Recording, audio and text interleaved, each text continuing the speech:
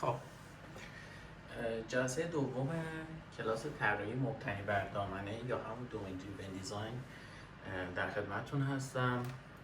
جلسه پیش در رابطه با یه سری از مفاهیم صحبت کردیم، مثل اینکه اصلا دومین چیه، ساب دومین چیه، دومین اصلی چیه، دومین های جنریک یا ساپورتینگ چیه و حالا اینا مفاهیمیه که یواش یواش بریم جلوتر برای تشخیصشون، پیاده سازیشون یه سری اصولی رو ما معرفی میکنیم که بچه‌ها باهاش بتونن ارتباط بیشتری برقرار کنن. فعلا این یه چند جلسه اول اینی که شما یه سری مفاهیم اولیه رو یاد بگیرید، بفهمید و یواش یواش که بریم جلو تمرین‌ها بیشتر میشه و سعی میکنیم که تمرین‌های عملی بهتون بدیم و خودمون هم این تمرین‌ها رو سر کلاس حل میکنیم، بتونید نقطه ضعفاتون رو شناسایی کنید و برطرف کنید. من فرهاد حضرتی‌عینی هستم، مدرس دوره طراحی مبتنی بر دامنه یا همون دومین دریون دیزاین. خب امروز در مورد یه مبحثی میخوایم صحبت کنیم به نام ارتباط، مکالمه یا همون کامیونیکیشن. این خیلی مهمه که توی همه پروژه‌های نرم افزاری همکاری بین ذی‌نفع‌ها و نقش‌های مختلفی که توی حالا تیم‌ها هستش برقرار بشه و بتونن بچه‌ها با همدیگه ارتباط برقرار کنن. حالا این افرادی که توی تیم هستن معمولاً دومین اکسپرت‌ها یا همون متخصصای دامنه، مالک‌های محصول یا حالا پروداکت اونرها، سافت انجینیرها، همون مهندسای نرم افزار، طراحای واسط کاربری مثل UX UI دیزاینرها، مدیرای پروژه، تسترها، تحلیلگرا و افراد دیگه‌ای که حالا تو این قضیه ذی‌نفع هستن و در تیم حضور دارن. این افراد باید بتونن با همدیگه ارتباط برقرار کنن و این ارتباط مؤثری که حالا بین این افراد در پروژه وجود داره باعث میشه که شما بتونید یک راه حل بهتری رو پیاده سازی کنید و در نهایت نرم افزارتون با کیفیت بالاتری ارائه بشه.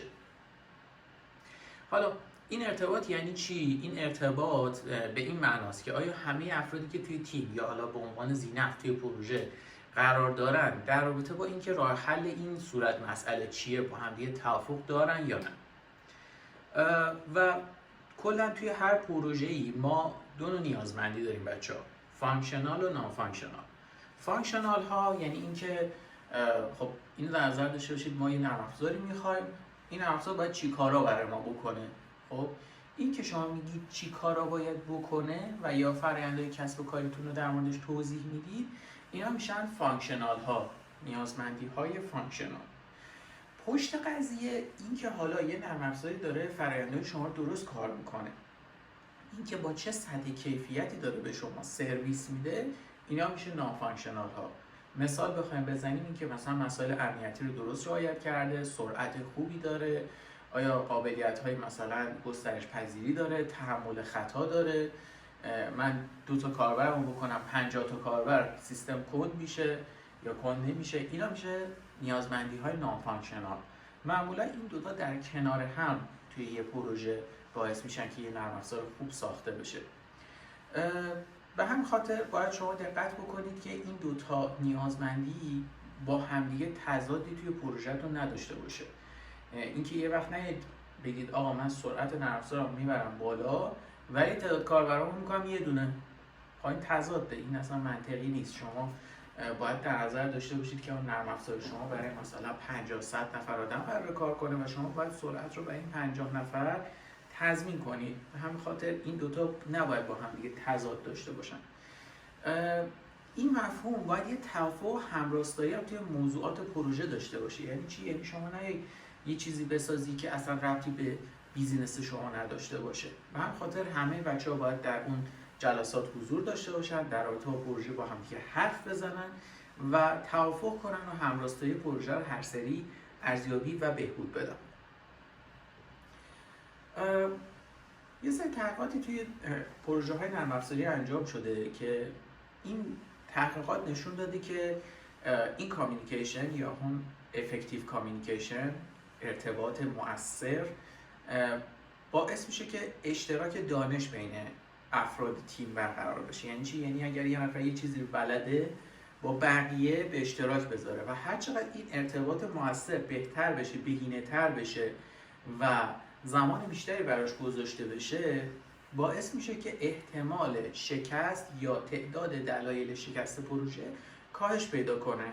پس به همین دلیل خیلی تاکید میکنن که تا حد امکان این ارتباط مؤثر برای اشتراک دانش بین افراد تیم به صورت بهینه برقرار بشه.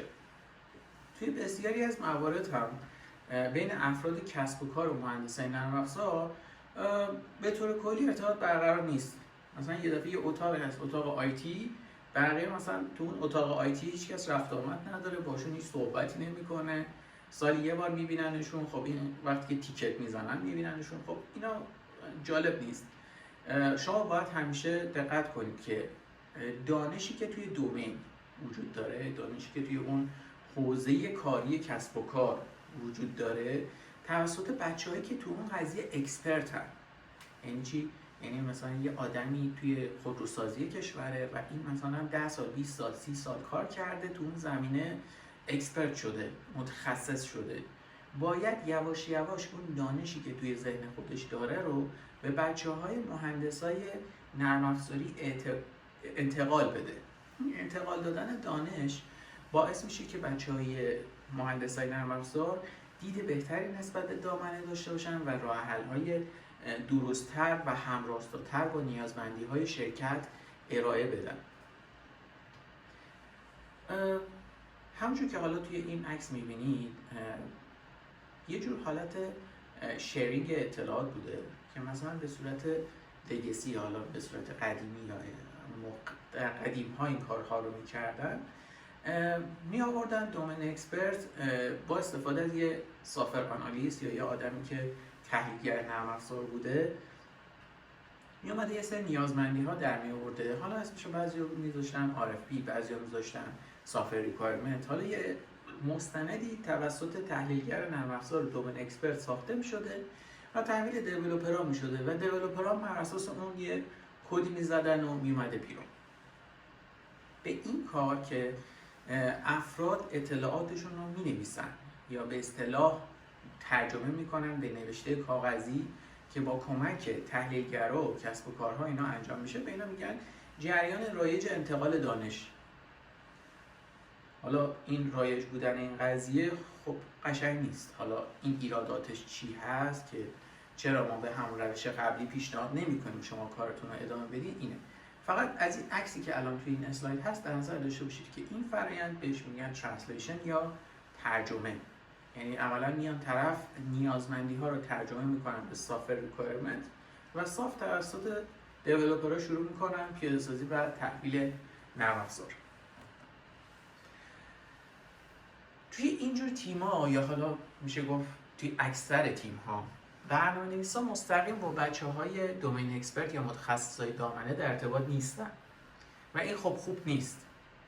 اینا میان یه سری مستنداتی رو یا ترجمه‌هایی رو از آدم‌های واسطه‌ای مثل تحلیلگرای کسب و کار دریافت می‌کنن که حالا بهشون میشه گفت ترجمه شده، یعنی ترنسلیت شده، و حالا یه سریاش هم فیلتر کردن، یعنی طرف ترجیح داده ننویسه، از نظر اون ارزش ترجمه‌ای نداشته و این باعث شده که شما یه مستندی دریافت کرده باشی که هم تحریف شده، هم ناقصه، هم درست نمیشه فهمیدش و با واقعیتی که توی کسب و کار در جریانه انطباق نداره.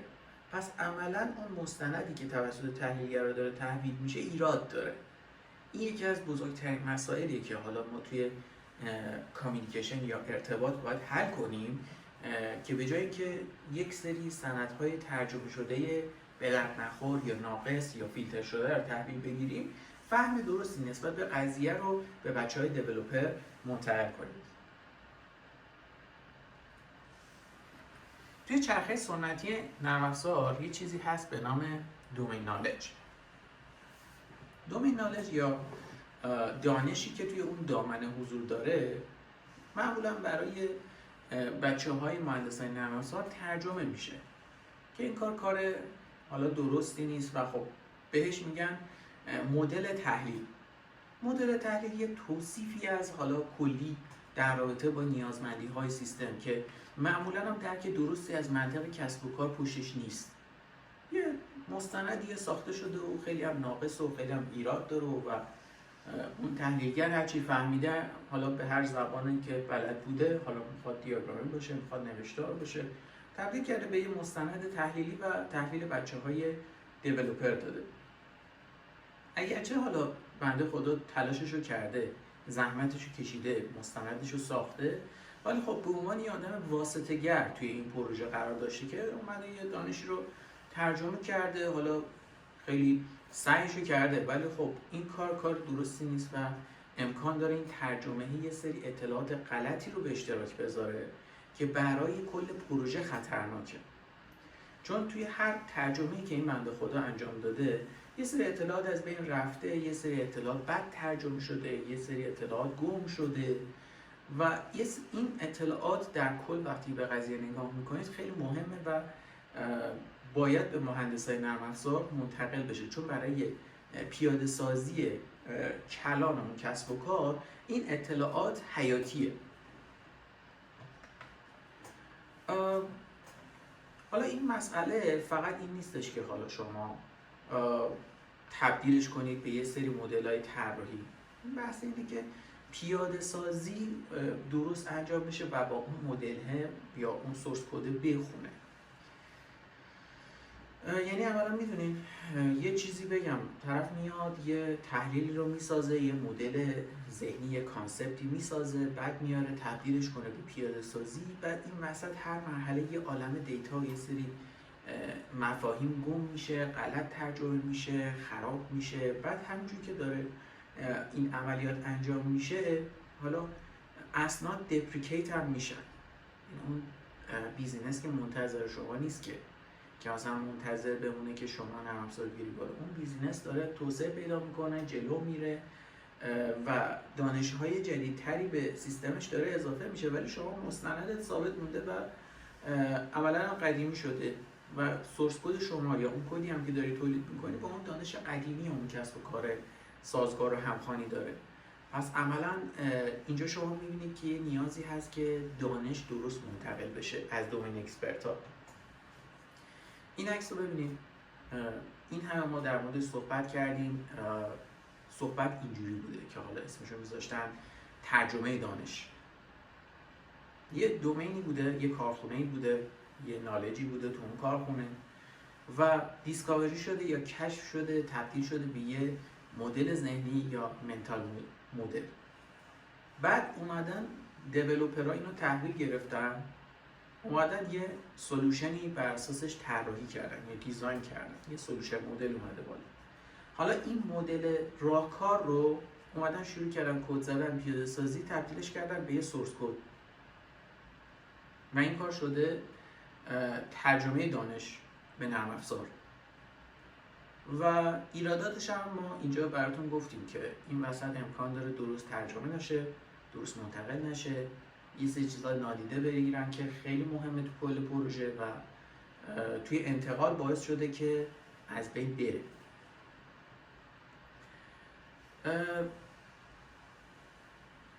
یه چیزی هم حالا ما توی این اسلاید خدمتتون می‌خوایم معرفی بکنیم. این عکس شما رو یاد یه بازی توی کودکی میندازه. حالا توی انگلیسی بهش میگن بازی تلفن یا تلفن شکسته، ولی ما مثلا یه حالت یک کلاغ چل کلاغ میگفتیم. میگفتیم یکی به نفر بعدی بگه، بعد به نفر بعدی بگه، بعد به نفر تا ته صف، بعد نفری که آخر صف هست به نفر اول بگه چی شنیده. هر کسی وسط یه جمله‌ای بهش اضافه میکنه، یه ترجمه اشتباهی تو ذهنش اضافه میشه. این توضیحی که آدم به آدم، فرد به فرد داره منتقل میشه باعث میشه که یه اشتباه بزرگتر میشه که دیگه اون نفر آخر دیگه تحویل میگیره، هیچ شباهتی به مفهوم اولیه که نفر اول تعریف کرده در گوشش نداره. اولا این ترجمه‌ای که حالا توی سولوشن های قدیمی داره اتفاق میفته همین ایرادو داره، همین تلفن شکسته یا همون بازی تلفنه.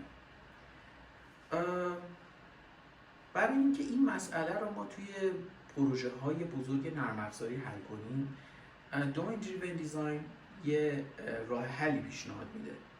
بهتون پیشنهاد میده که از یک زبان مشترک استفاده کنید که این زبان مشترک اسمش هست ubiquitous language یا حالا زبان مشترک. یه زبان مشترکی رو بهتون پیشنهاد میده که یه زبان مشترک رو به بچه‌های دومین اکسپرت و سافر انجینیرها به جفتشون یاد بدید یا حالا بینشون به یه توافق برسید که اینا بتونن با هم دیگه ارتباط بگیرن، حرف بزنن و اون کامیونیکیشن رو برقرار کنن. حالا این زبان یوبیکویتوس یا حالا زبان فراگیر مثلا یعنی چی؟ ستون اصلی توی کل طراحی‌های نرم افزارهای دومین دریون دیزاین این زبونه. یعنی شما یه یوبیکویتوس لنگویج داری و بر اساس اون شروع می‌کنی ارتباط بین بچه‌های دومین اکسپرت و سافر انجینیر برقرار می‌کنی. ایدهش خیلی راحت و خیلی ساده است. اگر افراد مختلف نیاز به ارتباط موثر با یکدیگر دارند، نباید به ترجمه‌های مکرر تکیه کنند. تمام شد. ترجمه اشتباهه. باید همشون به یه زبان مشترکی به نام یوبیکویتوس لنگویج یا زبان فراگیر با هم حرف بزنن. اگرچه حالا در کل این قضیه خیلی بدیهیه ولی خب اونقدر قابل درک نیست، اونقدر بدیهی نیستش. ببینید قبلا توی پروژه های سنتی تولید نرم افزار هی ترجمه های مختلف انجام میشد. میومدن دانشنامه رو به مدل تحلیل تبدیل میکردن، بعد مدل تحلیل تبدیل به نیازمندی میشد، بعد نیازمندی رو طراحی سیستم میکردن، بعد میدادن دیولپر کدش رو بزنه بیاد بیرون.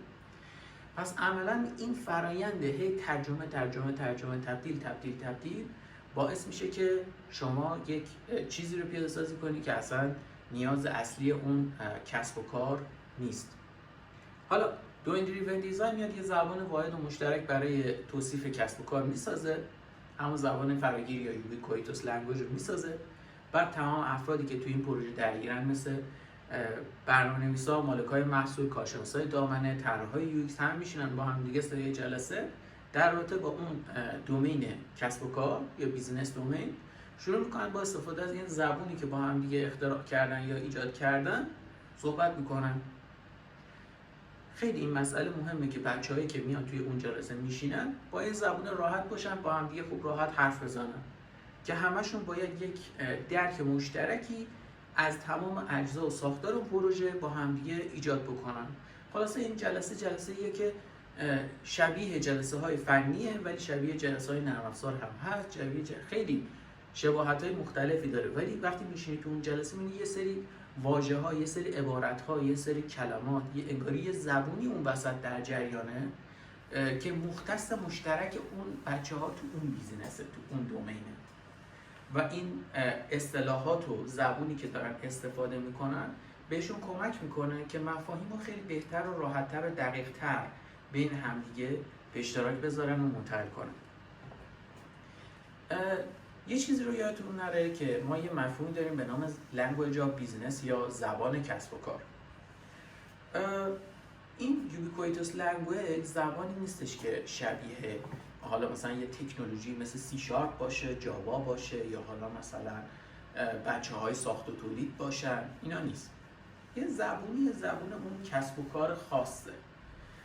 اولا وقتی میاد میشینید اونجا صحبت میکنید بچه‌های نرم افزار نباید بیان مثل مفاهیم برنامه‌نویسی مثل سینگلتون و ابسترکت فکتوری و این داستان‌ها رو نباید صحبت کنن، بلکه باید سعی کنن یه زبونی رو استفاده کنن که به کسب و کار نزدیکه، یعنی تا حد امکان از اون حالت تکنیکال و کد بیسد صحبت کردنشون یواش یواش باید برن به سمت زبونی که تو اون کسب و کار رایجه و اون دومین اکسپرت ها میتونن باهاش صحبت کنن و اطلاعات رو به شما منتقل کنن.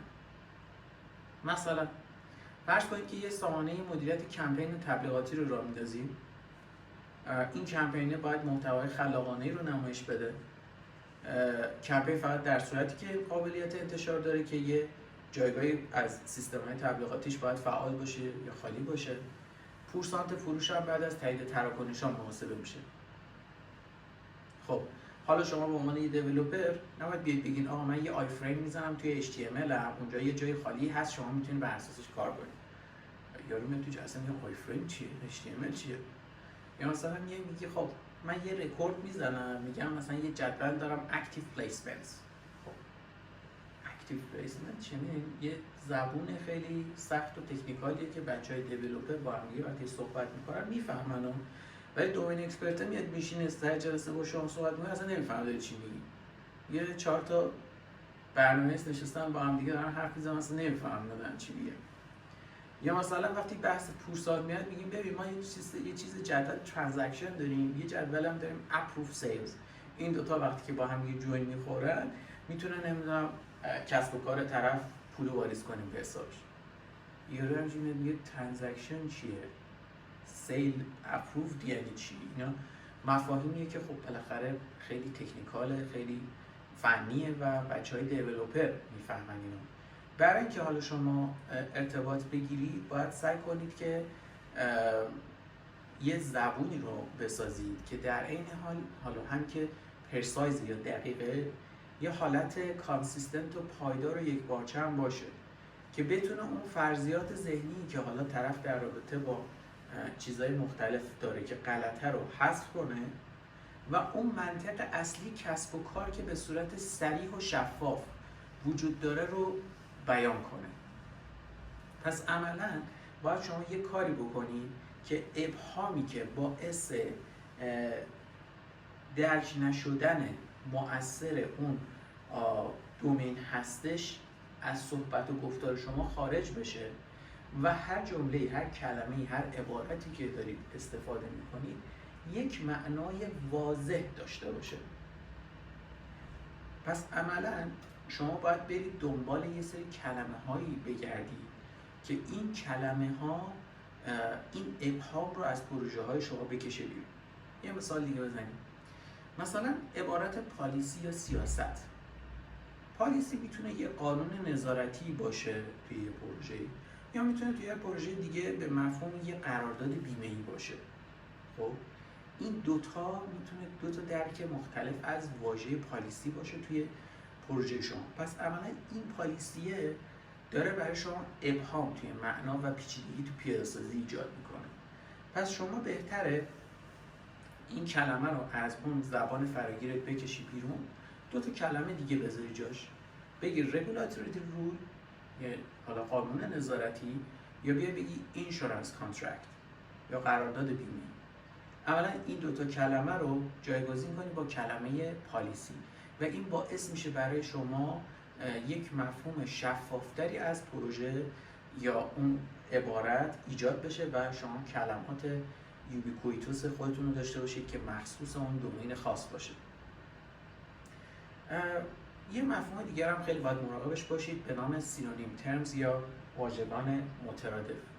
نباید دو تا واژه متفاوت به جای همدیگه به کار برن. مثلا نگاه کنید، یوزر به معنای کاربره. توی سیستم ها ما همچین میگیم یوزر باید این کارو بکنه اون کارو بکنه.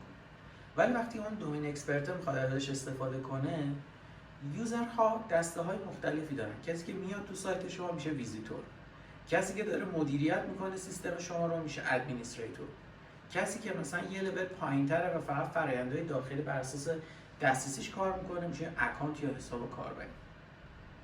پس عملا شما وقتی یوزر رو داری استفاده میکنی سه تا معنای مختلف داره پیدا میکنه. پس باید خیلی مراقب باشی که این کلمه شما به جای کلمات دیگه استفاده نشه که باعث میشه یه ابهامی برای کسی که داره با شما صحبت میکنه ایجاد بشه. در ظاهر شاید به نظر بیاد که حالا اینا مثلا نقشاشون یکیه، یعنی مثلا یه یوزریه، خب حالا یوزر دیگه رولش داره عوض میشه.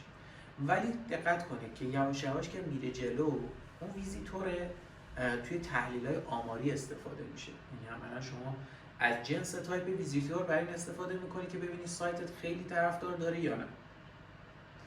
ولی وقتی که در رابطه با اکانت داری صحبت میکنی، کاربریه که رجیستر کرده، اومده لاگین کرده و توی سیستم شما فعاله، یعنی اکچوال یوزر.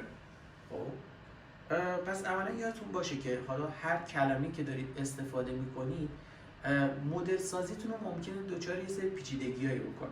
پس اگر واژه درستی رو توی اون زمینه خاص به کار ببری، باعث میشه که مدل سازیتون راحت‌تر میشه، ساده‌تر میشه، دقیق‌تر میشه. بعد اون دیولپر هم که میخواد پیاده سازی کنه براش موجودیت‌ها شفاف‌تر، یعنی انتیتی‌ها رو خیلی راحت‌تر میتونه ازش بکشه بیرون. پس بخوایم صحبت هامون رو خلاصه کنیم، با استفاده از رویکرد دومین دریون دیزاین هر واژه‌ای رو باید دقیق و بدون ابهام تعریف کنیم. هر مفهوم فقط یک واژه اختصاصی داشته باشه و از واژه‌هایی که حالت مترادف داره یا چند منظوره داره باید پرهیز کنیم یا واژه‌های دیگه‌ای به جایگزینش انتخاب کنیم. این باعث میشه که هم بچهای دیولپر برنامه‌نویس هم برای بچه‌هایی که دومین اکسپرت باشن مفاهیم قابل اتکا و قابل درک بشه. خب بریم در رابطه با مدل سازی دامنه و کسب و کار صحبت کنیم. اول از همه بگیم مدل چیه؟ مدل یه نمایش ساده‌ای از یه چیزیه یا یه پدیده‌ایه که به صورت هدفمند یه سری ویژگی‌ها رو برجسته میکنه، یه سری ویژگی‌های دیگر هم نادیده میگیره. یه حالا خانم یا آقایی هست، البته خانم دیگه، ربکا ورسبراک یه جمله خیلی جالبی گفته که مدل یه انتزاعیه که با یه هدف مشخص ایجاد شده. یعنی چی؟ یعنی مدل یه کپی واقعی از کل جهان نیست، یه ابزار ذهنیه که برای اینکه اون سیستم رو شما بهتر بفهمید به کار میره. یعنی چی؟ یعنی یه قسمت‌هایشو بولد میکنه، خیلی درشت میکنه که درک کنید، یه قسمت‌هایشو ازش خارج میکنه و به میبره و این باعث میشه که اون مدل برای یک حالا منظور خاص بهینه میشه. مثلا چی؟ شما میخواید نقشه مترو رو بکشی. خب نقشه مترو رو وقتی میاری میکشی جایگاه ها رو میگه، اسما رو میگه، کوچه های اطرافش رو میگه یا محله هاش رو میگه. دیگه نمیاد بگه که آقا یه اتوبان امام علی از روی نمیدونم پروژه فلان رد شده که یه تقاطع داره فلان جا. خب این اصلا برای اون نقشه، برای اون مدل لازم نیست. این مدل فقط در رابطه با جایگاه هایی که اون مترو توش هست یا ایستگاه داره مهمه. پس همیشه باید دقت کنید که مدل ها، نقشه ها یک سری چیزا توش بولد شده، دقتش رفته بالا، یه قسمتایی ازش حذف شده که تمرکز شما بیشتر روی چیزای مهمتر باشه توی پروژه. دقت کنید که هیچ کدوم از این نقشه ها و پروژه هایی که حالا میبینید در دنیای واقعی جزئیات کامل نداره، فقط یه سری چیزهایی رو شامله که هدف خاص اصلی تولید اون نقشه رو قراره به شما نشون بده. الان مثلا شما این نقشه ها رو ببینید، هر کدوم از این نقشه ها یه کاربرد خاصی داره. بعضیشون توپوگرافیه، بعضیشون خیابونه، بعضیشون موقعیت های جویه، بعضیشون جایگاه های قاره هاست، یکیشون مثلا ساعت جهانیه و الی ماشاءالله. یعنی هر نقشه‌ای از یه منظر خاصی طراحی شده و به درد یه کار خاصی میخوره. برای مدل سازی مؤثر یا افکتیو مدلینگ شما باید دقت کنید که هر مدلی یه هدف خاصی داره و فقط برای رسیدن به اون هدف یه سری اطلاعات ضروری رو نشون میده. همونجور مثال زدیم گفتیم مثلا فرض کنید نقشه‌ای که توی جهان دارید میکشید اطلاعات ایستگاه مترو رو نداره، بخواید اینجوری حساب کنید خب تمام متروهای جهان رو باید نشون بده، اصلا جا نمیشه. یا مثلا نقشه مترو برای تخمین فاصله ها خیلی کاربردی نداره، فقط میگه ایستگاه بعد فلانیه، ایستگاه قبلی فلانیه. اینکه این دوتا چقدر از هم فاصله دارن توش نشون نمیده. پس این دقت داشته باشید که تمام مدل ها اگه بخواین از نظر درست و غلط بهش بخواین نگاه کنید، تمام مدل ها غلطن ولی بعضیشون مفیدن. یعنی مدل واقعیت نیست اما خوبه که ساخته بشه. چرا؟ چون برای حل مسئله ها کارآمده، کمک میکنه که مسائل راحت‌تر بتونید تحلیل، بررسی و حل کنید. یه مفهومی رو ما توی صحبت‌هامون گفتیم به نام ابسترکشن یا انتزاع. ابسترکشن به شما کمک میکنه که یه پیچیدگی رو مدیریت کنید. پیچیدگی مدیریت کردن توی ابسترکشن یعنی چی؟ یعنی شما وقتی به یه مسئله نگاه میکنید تا حد امکان جزئیات غیر ضروری رو در نظر نگیرید. وقتی شما یه سری اطلاعات رو در نظر نمیگیرید باعث میشه که پیچیدگی مدل بیاد پایین، نویز مدل یا اطلاعات زائد حذف میشه و این باعث میشه که شما با دقت بیشتر و کاملتری روی مفاهیمی که براتون مهمه متمرکز بشید و یه سطح معنایی جدیدی رو بسازید. خب مدل سازی کسب و کار. وقتی که شما اون یوبیکویتوس لنگویج رو توسعه میدید، عملا دارید یه مدلی میسازید از کسب و کار که درکش برای متخصصای دامنه خیلی راحته، خیلی راحت میفهمنش، خیلی توی ذهنشون راحت منعکس میشه و انتیتی ها و حالا روابط و رفتارها و روابط علی و قوانین ثابت و چیزایی که توی کسب و کار هستش رو به راحتی بهتون منعکس میکنه. همونجور که گفتیم که مدل هم نیاز نیستش که کل اطلاعات رو پوشش بده، ولی خب یه چیز رو باید در نظر داشته باشیم، همه توی پروژه دومین اکسپرت نیستن، پس باید مدل در حدی دقیق باشه، در حدی جزئیات رو پوشش بده که همه بتونن یه دید شفافی نسبت به صورت مسئله و راه حل داشته باشن. پس عملاً مدل شما باید انقدر دقیق باشه که بچه‌هایی که میخوان بیان اینو پیاده سازی بکنن بتونن دید شفاف و دقیقی نسبت به دومین داشته باشن که بتونن یه نرم افزار کارآمد رو پیاده کنن. عملاً ارتباطی که برقرار کردیم بین بچه‌های سافت انجینیر و دومین اکسپرت باعث میشه که دامنه‌هایی که خیلی پیچیده تر هستن، خیلی در هم تنیده تر هستن، مدل سازیشون تا حد امکان راحت تر انجام بشه. ولی خب اینو دقت داشته باشید که دامنه کسب و کار اگه پیچیده بشه، خب بالاخره به تبع مدل سازیش هم پیچیده تر میشه و خب این بچه‌هایی که میخوان بیان به عنوان دیولپر از دومین اکسپرت ها اطلاعات رو بگیرن، خب کارشون سخت‌تر میشه دیگه. بالاخره باید پیچیدگی های بیشتری رو دریافت کنن و خیلی مراقب باشن که توی تحلیلاشون سوء تفاهم پیش نیاد. وقتی شما یه سوء تفاهمی توی درک دامنه براتون پیش میاد، باعث میشه در آینده سر نرم افزارهایی می‌نویسید که هم همراستا نیست یا یه باگ هایی در آینده ایجاد میشه که به راه حلی قابل حل نیست.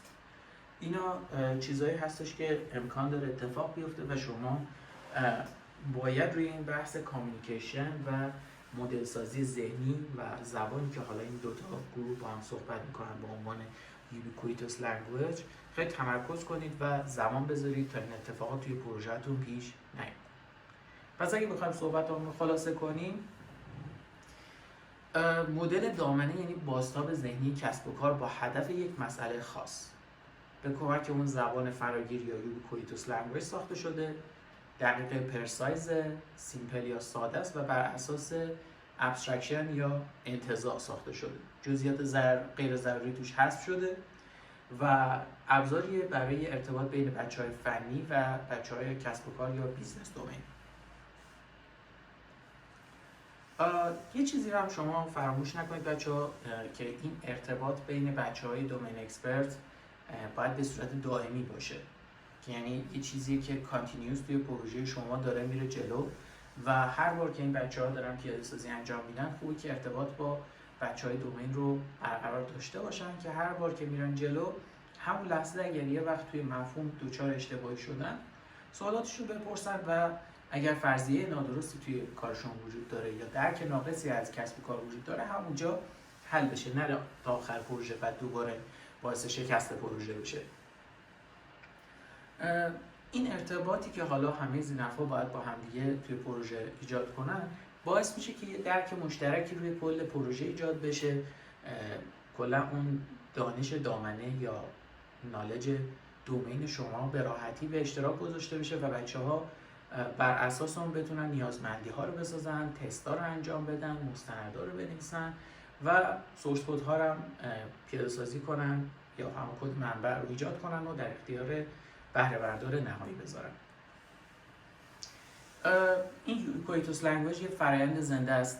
هر بار میتونید شما بروزرسانیش کنید، کلماتش رو اصلاح کنید، مفاهیم جدیدی بهش اضافه کنید، چیزهای جدیدی کشف کردید بهش اضافه کنید و اینا رو حالا با استفاده از یه سری ابزارها مثل واژه‌نامه، گلاسری میتونید ساختار ویکی‌پدیا تور بسازید. یعنی یه ویکی باشه روی پروژه، یه کلمات رو هر سری بهش بروز کنید، به بچه‌های جدیدی که میان توی تیم میشن مجبورشون کنید که کلمه ها رو ترجمه ها رو از اونجا مطالعه کنن و بتونن به زبان این پروژه با بچهای اکسپرت صحبت کنن. این خوبه که بچه توی پروژه هاتون یه سری اسم ها رو ترجمه کنید و این اسم ها رو تا حد امکان سعی کنید دقیق و شفاف طراحی کنید. این که حالا مثلا شما یه اسمی رو مثل بنویسید کاربر یا سفارش یا پرداخت، خب این ایراد داره. این باعث میشه که شفافیت کامل ایجاد نمیشه. اون کلمه کاربر به اندازه کافی دقیق نیست. شما باید سعی کنید که کلمه ها رو تا حد امکان مبتنی بر اون دومین یا بر اساس اون بیزینس بسازید که در آینده بتونید قوانین و شرط ها رو هم داخلش تو فرآیندها درست نشون بدید و این خیلی مهمه. یه سری ابزارهایی هم هست به نام حالا اگه من درست تلفظ کرده باشم گرچکی. یه سری ابزارهایی هستش که شما میتونید سناریو توش بنویسید. حالا اجباری هم نیست که شما از این ابزارها استفاده کنید. شما همونجوری که مینویسید فارسی یا انگلیسی میتونید مفاهیم رو قشنگ توی سناریوها منتقل بکنید. ولی خب هر چقدر این سناریوها استانداردتر، مرتب‌تر و با استفاده از ابزارها تولید بشه، این باعث میشه که بچه‌هایی که میخواین اینا رو تست کنن، تحلیل کنن و با بچه‌های دومین اکسپرت تطبیق بدن، باعث میشه که خیلی راحت‌تر این مسئله رو میفهمن و دومنه‌های پیچیده رو خیلی راحت‌تر میتونن تو این قضیه‌ها هندل کنن. پس ابزارها زیاد هم بد نیستن، ولی شما اینو باید در نظر داشته باشید که ابزارها خیلی مهم نیستن. ابزارها مکملن. قرار نیستش که شما فرآیندها و افراد رو بهشون فشار بیارید که از ابزارها استفاده کنن. نه، مثلا بعضی وقت شما توی تیم‌هایی هستین که علاقه به استفاده از ابزار نیست. شما بیشتر باید تمرکز کنید روی افراد، تعاملاتشون و فرآیندهایی که توی اون تحلیل و پیاده‌سازی هست تمرکز کنید. ولی خب مثلا یه ابزاری هم هست، مثلا الان اینجا ایندیپندنت مثلا کمک میکنه به شما که یه سری اصطلاحات یوبیکویتوس لنگویج رو بتونید مرتب کنید، اطلاعات ناسازگار رو یا غیر استاندارد رو شناسایی کنید و یا تا حد امکانی حلشون کنید. ولی خب اگر هم نباشن هیچ مهم نیست. مهم اون افرادی هستن که تو تیم هستن، هر جور که راحت هستن و تعاملاتشون بهتر و بهینه‌تره، باید رو اون بیشتر تمرکز کنید. در ظاهر شاید اون زبون حالا یوبیکویتوس لنگویج ساده باشه، ولی خب دقت کنید که دانش واقعی اون پروژه که حالا توی ذهن دومین اکسپرت ها وجود داره خیلی مرتب و منظم نیست. وقتی که این زبونه رو میسازیدش یواش یواش ذهن اونها مرتب میشه و وقتی که باشون گفتگو میکنید مدل‌های کسب و کار رو همزمان میتونید باهاش ایجاد کنید و خلق کنید. پس فقط اینو در نظر داشته باشید که معمولا اونا وقتی دارن صحبت میکنن ذهنشون مرتب نیستش و بیشتر سناریوهایی که خوشبینانه از 0 تا 100 درست کار میکنه رو به شما منتقل میکنن. ولی وقتی که سناریو حالت خاص میشه و یا مرزی میشه، یه دفعه اینجاشو من یادم رفت، در این شرایط خاص اونجوری میکنه، نمیدونم اگر این خطا رو داد، اگر به این اشتباه رو تایپ کرد فلان است. میدونید این مفهوم های مرزی معمولا توش جا میفته و شما باید یه کاری کنید که این قابلیت پرسشگری توی این دانش وجود داشته باشه که این بچه‌های دیولپر هی بتونن از اینا سوال بپرسن و بچه‌های دومین اکسپرت سعی کنن این سناریوها یا حالت‌های خاص رو در بیارن و همزمان این زبان یوبیکویتوس لنگویج بروز میشه، گلاسریتون بروز میشه، معانی و مفاهیم بروز میشه و در نهایت یه مدل ذهنی درست حسابی ازش در میاد و میره برای پیاده‌سازی. یه چیزی هم بهتون بگم بچه‌ها، ممکنه که شما توی یه سری پروژه‌های وارد بشید که این پروژه از قبل وجود داشته و حالا اصول دومین دریون دیزاین رو رعایت نکرده باشن. برای خاطر شما مجبورید که در کنار اینها قرار بگیرید و سعی کنید که با حوصله یواش یواش به سمت دومین دریون دیزاین حرکت کنید. یه مقدار زمان بر هست، یه مقدار مستندات مشکل داره و شما باید زمان بذارید و این اصطلاحات رو تبدیل کنید، ویکیاشو بسازید، اصلا اون زبان یوبیکویتوس لنگویج رو یواش یواش از اول بسازید، بیارید بالا و به یه درک خیلی خوبی برسید روی پروژه که بتونید اون مدل ذهنیه رو برای خودتون ایجاد بکنید. و خب این نباید برای شما چالش بشه که چون این پروژه از قبل وجود داشته و دومین دریون دیزاین نبوده بعد دیگه من نمیتونم روش کار کنم. نه، شما باید زمان بذارید، حوصله کنید، یواش یواش اون زبانه رو بسازید و توی قسمت‌های حالا مثل مستندات و سورس کدن یواش یواش اینا رو وارد کنید. اگر هم حالا بچه تا حد امکان توی کشورهایی هستید که غیر انگلیسی زبان هستن، پیشنهاد میشه که اسمگذاری موجودیت ها رو انگلیسی استفاده کنید و فارسیش نکنید. یعنی مثلا وقتی دارید در مورد هلیکوپتر صحبت میکنید نهید بگید چرخبال.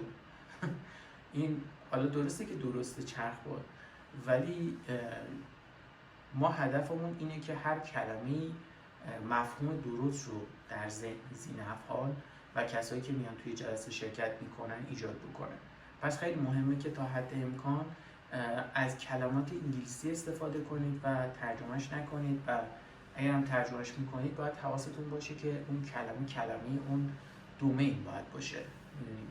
یک معنا و مفهوم کلیه رو صحیح و پرسایز و دقیق رو برای شما ایجاد بکنه. پس در رابطه با اسمگذاری‌ها خیلی مراقب باشید که خرابکاری نشه دیگه. در آینده یه نفر میاد میشینه میخونه سرش گیج نره که بگه آی مثلا چرخبال چیه؟ مثلا نمیدونم چرخبال چیه فارسیه ولی نمیفهمم چیه. اینا رو خیلی باید مراقب باشید و زمان بذارید و یواش یواش اینا رو بهینه کنید و به سمت دومین دریون دیزاین حرکت کنید.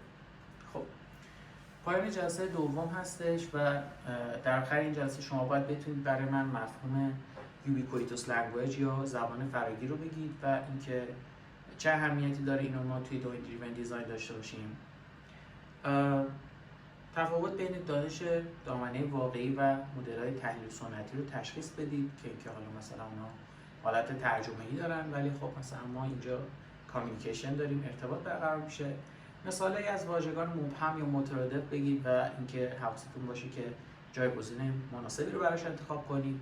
کاربردهای مدل‌های مؤثر و اینکه حالا ابسترکشن چیه توی دامنه کسب و کار به چه کاری میاد رو بتونید توضیح بدید.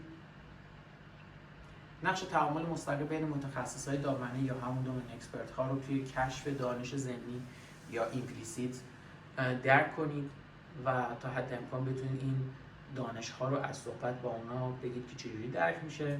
ابزارهایی مثل ویکی، نمیتونم بخونمش، گلاسری و اندیپند و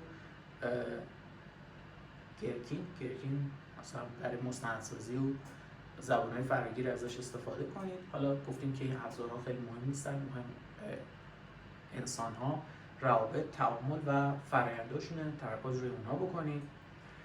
و اینکه چالش‌های پیاده‌سازی که برای این زبان فراگیر یا یوبیکویتوس لنگویج وجود داره رو توی پروژه‌ها به صورت واقعی آشنا بشید و راهکارهایی رو حالا بر اساس حالا خودتون، ایده‌های خودتون و اینکه حالا شما اصولی رو از روی دومین دریون دیزاین بهتون دیکته شده استفاده کنید و سعی کنید که مدل ذهنی بهتر رو ایجاد کنید و این قضیه رو به صورت کانتینیوس یا مداوم توی پروژه‌تون تکرار بهینه کنید و ببرید جلو تا در نهایت به یک نتیجه درستی و یک نرم افزار با کیفیتی برسید و احتمال شکست خوردن پروژه‌تون رو به حداقل برسونید. ممنونم. فعلا خدا نگهدار.